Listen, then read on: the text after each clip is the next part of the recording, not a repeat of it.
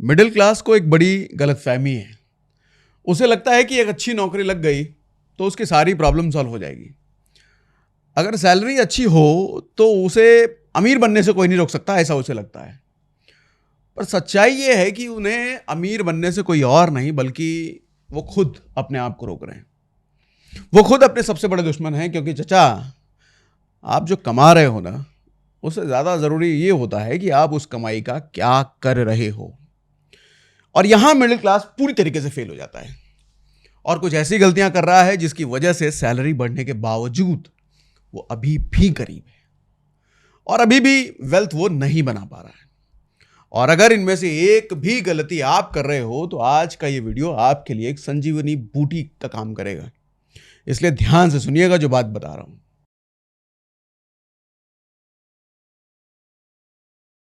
चलो middle class के पहले ब्लंडर के बारे में बताता हूं। इन्वेस्टमेंट को बीच में रोक देना। बहुत लोगों से मिलता हूं मैं, बहुत लोगों से बातें करता हूं, एक कॉमन समस्या ये है कि इन्वेस्टमेंट को बीच में ही रोक देना। हम सब लोग इन्वेस्टमेंट शुरू तो करते हैं, पर जैसे ही मार्केट गिरता है हम डर जाते हैं और इन्वेस्टमेंट को तुरंत रोक देते हैं, एसआईपी बंद कर देते हैं। मतलब बुल मार्केट में तो दबा के एसआईपी की, मगर बेयर मार्केट आते ही उसे तुरंत रोक दिया। यह सबसे बड़ी बेवकूफ़ी होती है। स्टॉक मार्केट देखो भैया बहुत रिस्की जगह है, यह बात सही है, पर इस रिस्क को मैनेज करने का बेस्ट तरीका है समय, यानी कि टाइम। अगर आप 1 साल के लिए इन्वेस्ट करते हो तो 50-50 चांस होता है पैसा कमाने का। अगर आप 3 साल के लिए इन्वेस्ट करते हो तो 90% चांस है कि आप पॉजिटिव रिटर्न कमा के निकलोगे मार्केट से। लेकिन अगर आप 10 साल के लिए इन्वेस्टेड रहते हो तो 100% चांस है कि आपका अच्छा खासा प्रॉफिट होगा ही होगा। मतलब कि एक लॉन्ग टर्म में, यानी कि 10 से 15 साल की ड्यूरेशन में मार्केट हमेशा बढ़ता ही है और कम से कम 12% का तो एनुअल रिटर्न देके जाता ही। ये पास्ट परफॉर्मेंस का डेटा बता रहा हूं। 2009 से 2024 के बीच सेंसेक्स ने लगभग 15.5% एनुअल ग्रोथ दी है। अब ऐसे में इन 15 सालों में मार्केट कई साइकिल से गुजर चुका है। 2016 में नीचे रहा, 2018 में ऊपर रहा, 2020 में फिर नीचे और उसके बाद फिर ऊपर। मतलब कभी बुलिश कभी बेयरिश, पर लॉन्ग टर्म में 15.5% के एनुअल पॉजिटिव रिटर्न दिए ही। अब देखो भाई साहब, चाहे निफ्टी हो, सेंसेक्स हो, इंसान हो, कहा जाता है कि सबको एक दिन ऊपर ही जाना है। तो जैसे ही मार्केट गिरता है, एसआईपी को बीच में रोक देने वाले लोग बेवकूफ होते हैं। कुछ महारथी तो अपना सारा पैसा विड्रॉ ही कर लेते हैं। मतलब इन्हें यह लगता है कि इसके बाद दुनिया बर्बाद होने वाली है, सारे स्टॉक खत्म हो जाएंगे, कुछ नहीं बचेगा, तुरंत पैसा खींच लो। इस साल अप्रैल में जब सेंसेक्स लुढ़क करके 73,000 के आसपास पहुंचा था ना, तब एसआईपी स्टॉपेज रेशियो बढ़ के 300% पहुंच गया था। एसआईपी स्टॉपेज रेशियो का मतलब होता है जितनी नई एसआईपी स्टार्ट हुई है उनके मुकाबले कितनी पुरानी एसआईपी बंद हो गई। अगर ये रेशियो 100% से ऊपर चला जाए तो इसका मतलब यह है कि एसआईपी बंद करने वालों की संख्या एसआईपी चालू करने वालों की संख्या से ज्यादा है। यानी ज्यादा लोग बीच में ही अपने इन्वेस्टमेंट को रोक रहे हैं और यही इस साल अप्रैल में हुआ था। टोटल देखा जाए तो 137 लाख 137 लाख एसआईपी बंद हुए थे। सिर्फ 46 लाख नई एसआईपी चालू हुई थी। अब ऐसे में अगर लोग सिर्फ बढ़ती मार्केट को देखकर ही इन्वेस्ट करेंगे तो गिरती मार्केट में ये सोचेंगे कि भाई साहब अभी तो पैसा डूब रहा है, इन्वेस्टमेंट कंटिन्यू करने का कोई फायदा नहीं है। और यही सबसे बड़ा ब्लंडर होता है इनके लिए। समझाता हूं कैसे। देखो, जब मार्केट चढ़ रहा है तब आपके म्यूचुअल फंड की एनएवी यानी कि पर यूनिट वैल्यू भी हाई होती है, क्योंकि म्यूचुअल फंड की वैल्यू बढ़ रही है, इन्वेस्टमेंट बढ़ रहा है, तो उसकी एनएवी की वैल्यू भी बढ़ेगी। ऐसे में तब आपको वो म्यूचुअल फंड महंगा पड़ता है, पर आप फिर भी उसे लेते हो, महंगी एसआईपी वाले, महंगी एनएवी वाले, और एसआईपी अपनी जारी रखते हो, जो कि ठीक है, अच्छा है, कोई गलत बात नहीं है। पर जब मार्केट गिरता है तो चाचा आपके म्यूचुअल फंड की एनएवी भी गिरती है। मतलब चीजें सस्ती होती है। आपको आलू खरीदना है तो जब आलू महंगा है तब खरीदना ज्यादा अच्छा है, आलू सस्ता है तब खरीदना अच्छा है? सस्ता है तब ना। ठीक वही म्यूचुअल फंड का होता है, ठीक वही म्यूचुअल फंड के एनएवी की होती है। आपको आपका म्यूचुअल फंड और भी सस्ता पड़ रहा होता है उस समय जब एनएवी कम होती है, जब मार्केट गिरा होता है। और यही तो बेस्ट मौका होता है म्यूचुअल फंड में पैसा डालने का। तो तब एसआईपी रोक क्यों रहे चाचा? इन्वेस्टेड रहिए उस समय। उल्टा मैं तो कहता हूं गिरती मार्केट में हो सके तो एसआईपी का अमाउंट बढ़ा दो, और बढ़ा दो, जितना बढ़ा सकते हो, जितनी आपकी क्षमता है पैसा डालो उसमें, ताकि आपके म्यूचुअल फंड की ओवरऑल एनएवी एवरेज आउट हो जाए। मतलब आपको महंगी एनएवी जो आपने पहले खरीदी होगी वो भी सस्ती हो जाएगी। यानी कि आपको सब कुछ सस्ता पड़े, क्योंकि उसके बाद अब अगले बुल रन में मार्केट जब बढ़े तो आपको उसका फायदा मिले, आपका म्यूचुअल फंड और तेजी से ऊपर भागे। देखो भैया, रन भी तभी बनते हैं जब बल्लेबाज क्रीज पर डटा रहता है। कभी किसी बल्लेबाज को यह कहते सुना है कि अभी तो बुमराह बॉलिंग कर रहा है, इसलिए भैया ड्रेसिंग रूम चला जाता हूं, कहीं आउट ना हो जाऊं, बाद में जब शार्दुल ठाकुर आएगा तब वापस आ जाऊंगा रन मारने के लिए। भाई साहब, ये पॉसिबल नहीं है। एक बार मैदान से बाहर आप गए मतलब आउट, बाहर का मतलब बाहर।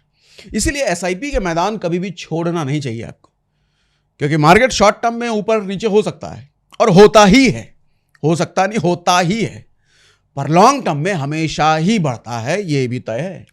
इसलिए जो मार्केट में बना रहता है वो ज्यादा पैसा कमाता ही है, इसमें कोई शक नहीं। अब दूसरी गलती के बारे में बताता हूं, दूसरा ब्लंडर जो हम मिडिल क्लास करते हैं, डिलेइंग इन्वेस्टमेंट। मतलब अपनी इन्वेस्टमेंट को टालना, डिले करना, देर करना। ये लोग उनसे भी बेकार हैं जो इन्वेस्टमेंट को बीच में रोक देते हैं, क्योंकि उन लोगों ने तो एटलीस्ट इन्वेस्टमेंट स्टार्ट किया। पर जब इनसे पूछता हूं कि भाई साहब क्या कारण है इन्वेस्टमेंट ना करने का, तो ये कहते हैं सर अभी थोड़ी सैलरी और बढ़ जाए फिर इन्वेस्टमेंट स्टार्ट करेंगे, थोड़ा पैसा बचना शुरू हो जाए तब इन्वेस्टमेंट शुरू करेंगे।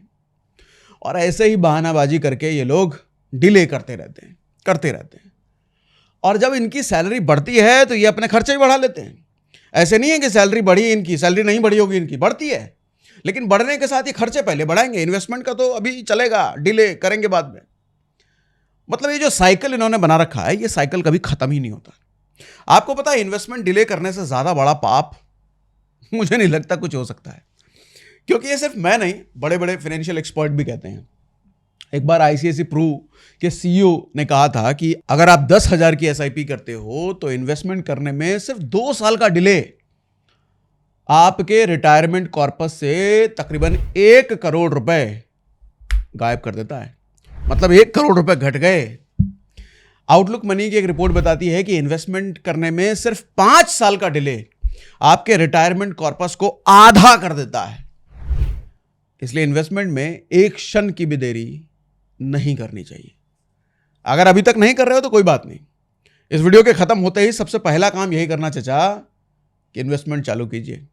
अक्सर लोगों का माइंडसेट होता है कि जो भी सैलरी आएगी उसमें पहले खर्चे निकालूंगा, फिर जो बचेगा उसको इन्वेस्ट कर दूंगा, और ऐसे में एंड में कुछ भी नहीं बचता। इन्वेस्ट करने के लिए उल्टा करो सर, अपने आप को ऑप्शन ही मत दो कि जो भी सैलरी आए उसमें सबसे पहले इन्वेस्ट करेंगे, फिर जो बचेगा उसको अपने खर्चे मैनेज करने के लिए रखेंगे। मतलब प्रायोरिटी खर्चों को नहीं, इन्वेस्टमेंट को दो, और फिर देखो कमाल क्या होता है, फिर जादू होता है। अब आप बोलोगे कि ऐसा कैसे हो पाएगा? तो चाचा, जब बैंक को ईएमआई देनी होती है तब भी तो आप यही करते हो, पहले ईएमआई का अमाउंट साइड करते हो, फिर देखते हो कि जो पैसे बचे उससे खर्चे कैसे मैनेज होंगे, यही करते हो ना। तो कभी ऐसा हुआ कि पहले आपने कहा हो कि यार पहले खर्चे मैनेज कर लेते हैं, फिर जो पैसे बच गए उससे ईएमआई दे देंगे? नहीं ना, कभी नहीं हुआ होगा, क्योंकि आपको पता है बैंक वाले 5-6 मुस्तंडे घर भेजेंगे और ऐसा हाल करेंगे कि आप ये ख्याल कभी मन में भी नहीं लाओगे। सिबिल स्कोर खराब होगा, वो अलग। तो इन्वेस्टमेंट को भी ईएमआई की तरह प्रायोरिटी बना लो। वहां ढील क्यों है? जैसे ही सैलरी आए एसआईपी का पैसा ऑटो डेबिट हो जाए तुरंत, बिल्कुल ईएमआई की तरह। सबसे पहली प्रायोरिटी वो है। एक रूल बना लो, मैं चाहे अभी जितना मर्जी काम कर रहा हूं, कम से कम उसका 20% तो जरूर इन्वेस्ट करूंगा, और जैसे जैसे सैलरी बढ़ेगी इन्वेस्टमेंट का परसेंटेज भी बढ़ाता रहूंगा। 20 से 22% करो, 22 से 25 करो, 25 से 30, फिर चाहे 200, 300, 500 रुपए का काहे नहीं कर लो भैया, लेकिन इन्वेस्टमेंट शुरू करो। हमेशा ध्यान रखो कि इन्वेस्टमेंट शुरू करना ज्यादा जरूरी होता है। आप जितने टाइम के लिए इन्वेस्ट करते हो वो ज्यादा बड़ा फैक्टर है कंपेयर टू आप कितना इन्वेस्ट करते हो। यानी कि टाइमिंग इंपॉर्टेंट है, समय इंपॉर्टेंट है। अब बताता हूं तीसरे और सबसे बड़े ब्लंडर के बारे में, इग्नोरिंग इंश्योरेंस। हम सबको ना एक बहुत बड़ी गलतफहमी है कि हमको लगता है हम कभी बीमार ही नहीं पड़ेंगे, और ये गलतफहमी हमारी पूरी सेविंग को तबाह कर देती है। अच्छे खासे फिट लोगों को कार्डियक अरेस्ट आ रहा है, हार्ट अटैक आ रहा है, तो आपका हार्ट स्टेनलेस स्टील का बना है क्या? यमराज आपके मौसी का बेटा है क्या? हर साल लगभग 6 करोड़ इंडियन सिर्फ इसलिए पॉवर्टी लाइन के नीचे यानी कि गरीबी रेखा के नीचे आ जाते हैं क्योंकि उन्होंने हेल्थ इंश्योरेंस नहीं लिया होता है और उनको इलाज का पैसा अपनी जेब से भरना पड़ता है। भारत में सिर्फ 19% आबादी के पास हेल्थ इंश्योरेंस है इस वक्त, और इन 80% लोगों में से लगभग 50% लोगों की जिंदगी की सारी जमा पूंजी हॉस्पिटल के बिल भरने में खत्म हो जाती है।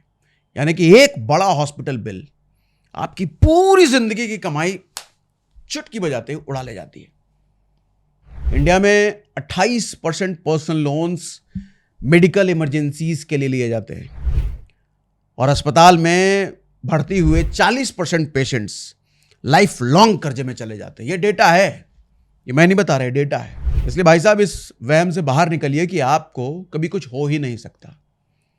अपनी कार को, बाइक को बिना इंश्योरेंस के तो कभी नहीं चलाते ना आप। कहीं खराब पड़ने पर हजारों लाखों का खर्चा ना हो जाए या चालान कट जाएगा। कुछ 100 कुछ हजार का चालान का डर या कुछ हजार के खराब होने पर खर्चे का डर।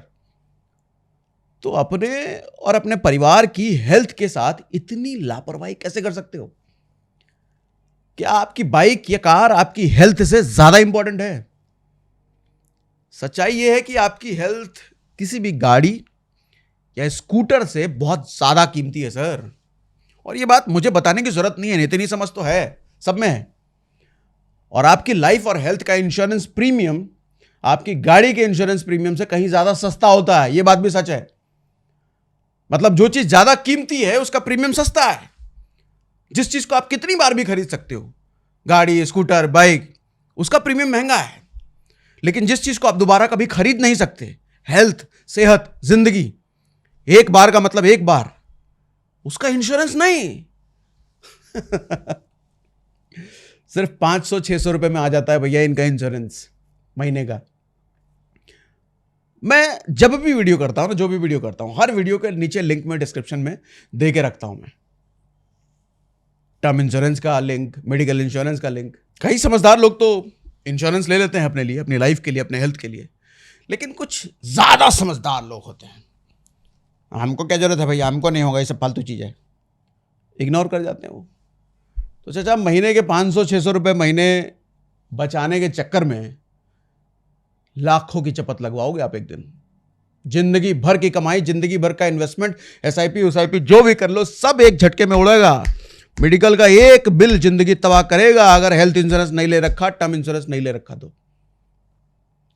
भगवान ना करे कि एक बड़ी बीमारी आपको लग जाए। मैं ऐसा नहीं चाहता, कभी नहीं चाहता। मैं तो बस अवेयर करने के लिए कह रहा हूं आपको। और कुछ दिनों के लिए हॉस्पिटल में एडमिट होना पड़ गया ना, तो सालों की जोड़ी हुई इन्वेस्टमेंट एक बार में निकल जाएगी, चाचा जैसा भी बोला मैंने। इसलिए हेल्थ इंश्योरेंस लो, अपनी सारी एसआईपी और एफडीज को सिक्योर करो, क्योंकि जितनी एसआईपी, जितनी एफडी है, एक हॉस्पिटल का बिल सब उड़ा करके लेके जाएगा। उसकी सिक्योरिटी के लिए बहुत जरूरी होता है।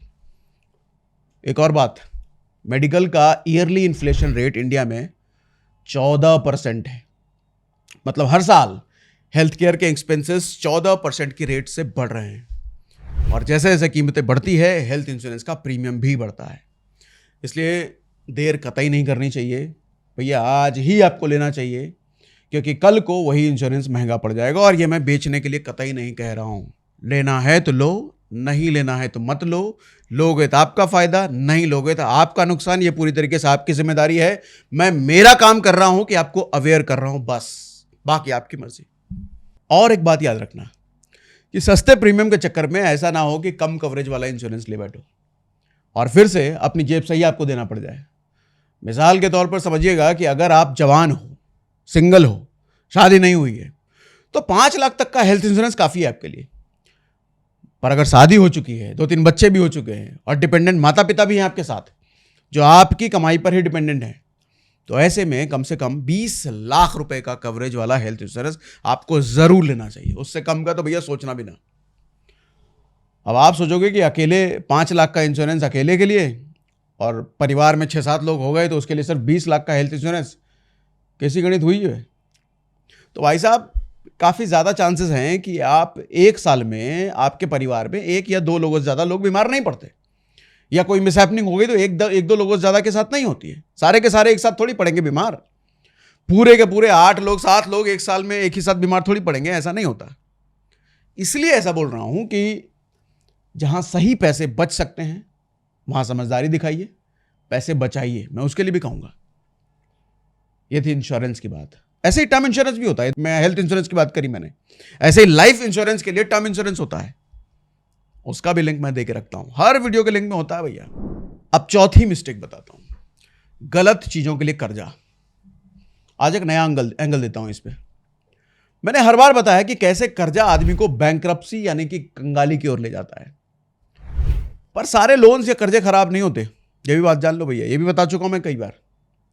कुछ कर्जे अच्छे होते हैं, जैसे कि एजुकेशन लोन, सही उम्र में लिया हुआ होम लोन, सही उम्र में भैया बोल रहा हूं, क्योंकि ये लोन आगे चल के आपकी नेटवर्थ को बढ़ाते हैं। ये ऐसे लोन हैं आपके लिए वेल्थ क्रिएटर साबित होते हैं। जैसे कि होम लोन, जब आप कोई प्रॉपर्टी लेते हो उसकी वैल्यू बढ़ जाती है तो आप उसको रेंट पर भी चढ़ा सकते हो और एक एक्स्ट्रा इनकम सोर्स क्रिएट हो जाता है आपके लिए।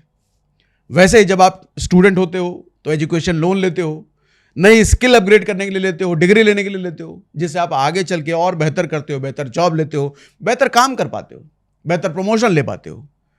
पर कुछ लोन्स खराब नहीं होते, बहुत ज्यादा खराब होते हैं।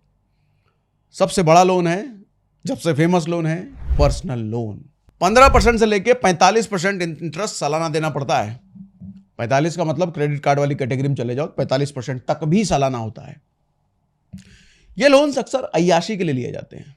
हाँ, अय्याशी ही बोलूंगा इसको मैं, जैसे कि वैकेशन, घूमने फिरने के लिए, महंगे गैजेट लेने के लिए। 70% आईफोन अपने यहाँ पर पर्सनल लोन पर लिए जाते हैं, तो पता ही ना आपको। कुछ लोग क्रेडिट कार्ड रीपेमेंट के लिए भी पर्सनल लोन ले लेते हैं। मतलब एक लोन ऑलरेडी है, उस ऑलरेडी चलते हुए लोन को, ऑलरेडी महंगे लोन को खत्म करने के लिए दूसरा महंगा लोन लिया जाता है। वाह मोदी जी वाह। मीम है ना, इसलिए बोल दिया मैंने।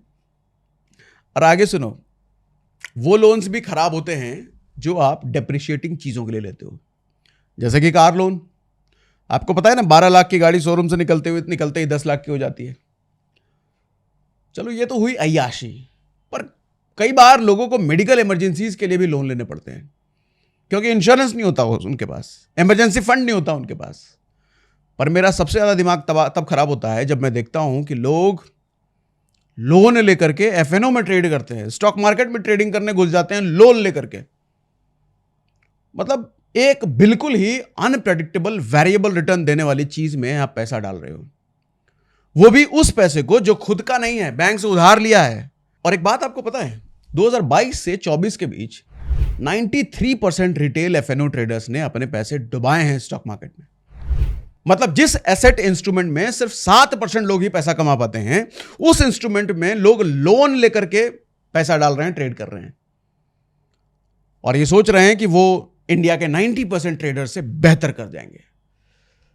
अब आप ही बताओ कि क्या इलाज करें इन सब का। मतलब इतना कॉन्फिडेंस तो मुझे लगता है वॉरेन बफे को भी नहीं होगा अपने ऊपर है। 15-17% के ब्याज पे लिए हुए लोन से ट्रेडिंग करोगे तो सिर्फ ब्रेक इवन हासिल करने के लिए आपको कम से कम 20% का रिटर्न जनरेट करना पड़ेगा, टैक्स मिलाकर। अगर लोन लेने से पहले ये सोच लिया होता तो शायद ये गलती ना करते। और खुद सोचो ना, अगर एफएनओ ट्रेडिंग या स्टॉक से 20% रिटर्न कमाना इतना आसान होता, इजी होता, तो बैंक आपको 15% पर लोन क्यों देता? वो उसी पैसे को ट्रेडिंग के लिए 20% पर ना लगाता, जिससे वो 20% कमाता। लोन को लेकर मेरे देखो 2 फंडे होते हैं। पहला, लिमिट में loan low. At a time एक लोन से ज्यादा लोन एक्टिव नहीं होना चाहिए आपका। और अगर सिचुएशन ऐसी है कि एक से ज्यादा लोन लेना पड़ रहा है तो आपकी जितनी भी टोटल मंथली ईएमआई है वो आपकी मंथली इनकम की सिर्फ 30% ही होनी चाहिए, उससे ऊपर नहीं, ताकि आपके पास 70% जो पैसा हो उसे आप अपनी ज़रूरतों पर खर्च कर पाओ और साथ ही इन्वेस्टमेंट भी कर पाओ। मैंने एक बार पहले भी बताया था कि 100 रुपये की कमाई, 30 रुपये की ईएमआई, और हाँ, वो सारे लोन्स जो आप बिना कुछ गिरवी रखे ले लेते हो वो हमेशा महंगे पड़ते हैं आपको। जैसे कि सबसे बड़ा तबाही वाला लोन पर्सनल लोन और credit card loan, instant loan apps, या फिर वो आजकल जो चल रहे हैं अमेजॉन, फ्लिपकार्ट, क्रोमा पर चलता है बाय नाउ पे लेटर। क्योंकि देखो, बैंक्स या एनबीएफसी आपसे कुछ भी कोलेट्रल नहीं लेते हैं, इसलिए वो लोन्स महंगे होते हैं। 15%, 20%, 25% इंटरेस्ट रेट होता है उनका। इसलिए इन लोन से आपको बचना चाहिए। ये लोन्स कभी नहीं लेने चाहिए आपको, और यही मेरा दूसरा फंडा है। अब 5वीं मिस्टेक ध्यान से सुनिए, हर खर्चे के लिए यूपीआई का इस्तेमाल करना।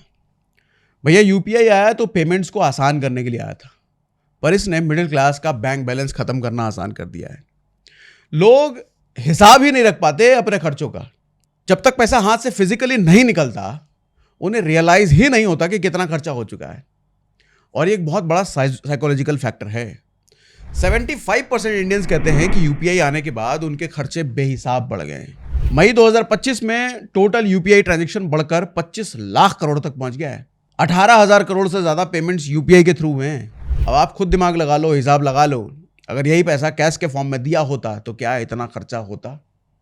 अरे 500 रुपये भी कभी हाथ से निकाल के देना पड़ता है ना तो कलेजा बाहर आ जाता है। लेकिन 1,000 रुपये, 2,000 रुपये, 3,000 रुपये यूपीआई से यूं दे दिए जाते हैं। ये फर्क होता है, कभी करके देखना। कभी जेप्टो से कुछ मंगवा लिया, कभी फ्लिपकार्ट से, कभी मीशो से, कभी स्विगी से, बेहिसाब खर्चे भैया, और मेजॉरिटी सब के सब यूपीआई से।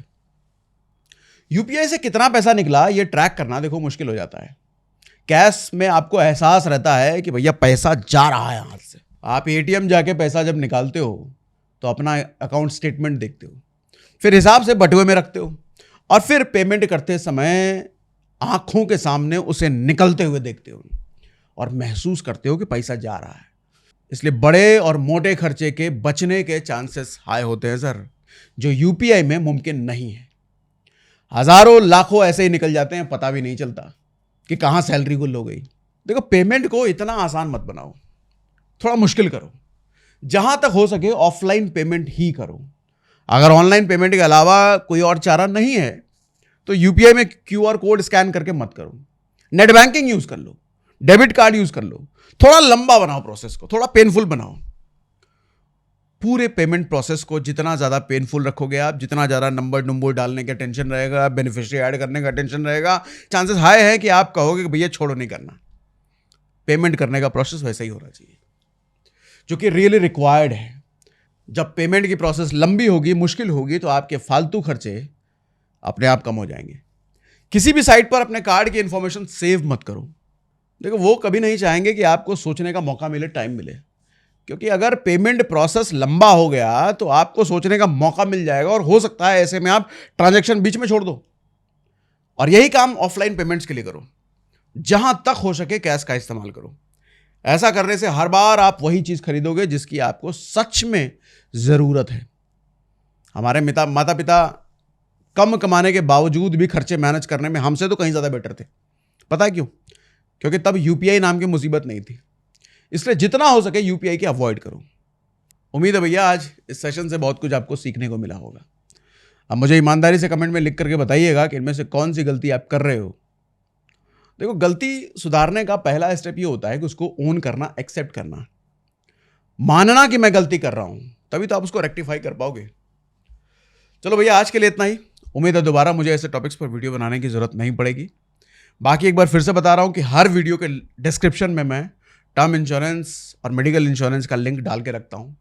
एसआईपी या स्टॉक मार्केट में इन्वेस्ट करने का लिंक भी मैं हमेशा डाल के रखता हूं। तो इनको इग्नोर ना कीजिए, आपके फायदे की चीज़ है और आप इसका फायदा उठाइए। साथ ही हमारे सारे सोशल मीडिया के हैंडल्स को फॉलो करने का लिंक भी मैं डिस्क्रिप्शन में डाल के रखता हूं। हर जगह में फॉलो कर लीजिए, क्योंकि हर प्लेटफॉर्म पर हम अलग अलग तरह की बातें करते हैं। कहीं ऐसा ना हो कि कुछ इंपॉर्टेंट आपसे मिस हो जाए।